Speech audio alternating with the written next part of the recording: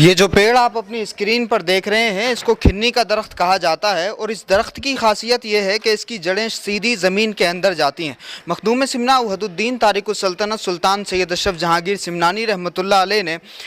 تمام بڑی بڑی خانقاہوں اور درگاہوں میں اس طرح کے پیڑ لگائے، یعنی کھنی کا درخت لگایا۔ حضرت خواجہ غریب نواز رحمۃ اللہ علیہ کی درگاہ پر بھی یہ کھنی کا درخت موجود ہے۔ محبوب الہی سلطان المشائخ خواجہ نظام الدین اولیاء رحمۃ اللہ علیہ کے آستانے پر بھی یہ کھنی کا درخت موجود ہے، اور اسی طرح سے حضرت خواجہ قطب الدین بختیار کاکی رحمۃ اللہ علیہ کے آستانے پر بھی یہ کھنی کا درخت موجود ہے۔ مراد آباد کے قلندر حضرت سیدنا مکمل شاہ مکمل رحمۃ اللہ علیہ کے آستانے پر بھی یہ کھنی کے 2 درخت ہیں، اور اس کے علاوہ چھوٹے چھوٹے پودے ہیں۔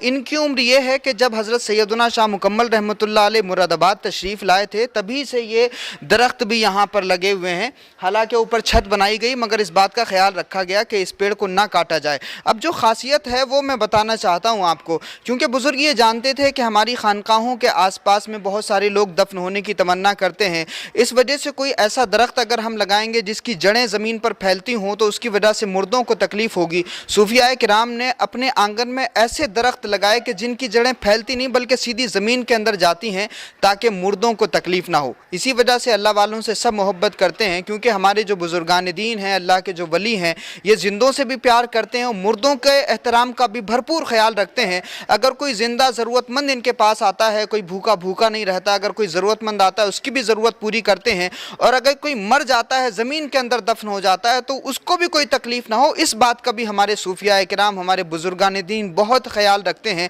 کیونکہ قرآن مجید میں یہ فرمایا گیا فَأَمَّا الزَّبَدُ فَيَذْهَبُ جُفَاءً وَأَمَّا مَا يَنفَعُ النَّاسَ فَيَمْكُثُ فِي الْأَرْضِ، کہ جو کچرا ہوتا ہے بارش کے پانی کے ذریعے بہاؤ کے ذریعے وہ نالیوں میں بہہ جاتا ہے، لیکن جو نفع بخش چیزیں ہوتی ہیں وہ ہمیشہ باقی ہوتی ہیں۔ تو ہمارے صوفیاء کرام کا جو وجود ہے وہ ساری انسانیت کو فائدہ پہنچانے کے لیے ہے، ہر مخلوق کو فائدہ پہنچانے کے لیے ہے۔ اسی وجہ سے انہوں نے زندوں کے ساتھ بھی کوئی ایسا کام نہ کیا کہ زندوں کو کوئی تکلیف ہو، اور مردوں کی احترام کا ان کی بھی تکلیفوں کا اس قدر خیال رکھا کہ وہ درخت بھی ایسے لگائے کہ ان کی جڑوں سے مردوں کو تکلیف نہ ہو۔ اسی وجہ سے بندگان خدا کے دل جو ہیں وہ صوفیاء کے ساتھ ہیں، اسی لیے بندگان خدا بزرگوں کے یہاں آنے پر فخر محسوس کرتے ہیں۔ ضرورت اس بات کی ہے کہ ہم صوفیاء کرام کی اسٹریٹجی کو سمجھیں، ان کی محبت اور پیار کو سمجھیں، ان کی رواداری کو سمجھیں، کس طرح سے انہوں نے لوگوں کے دلوں کو جیتا اور کس طرح سے اپنی زندگی کو جیا، اپنے گھر سے لے کر اپنی فیملی سے لے کر اپنی سوشل لائف تک، سماجی زندگی تک کتنے پرامن رہے، کتنا لوگوں کو فائدہ پہنچایا۔ اسی وجہ سے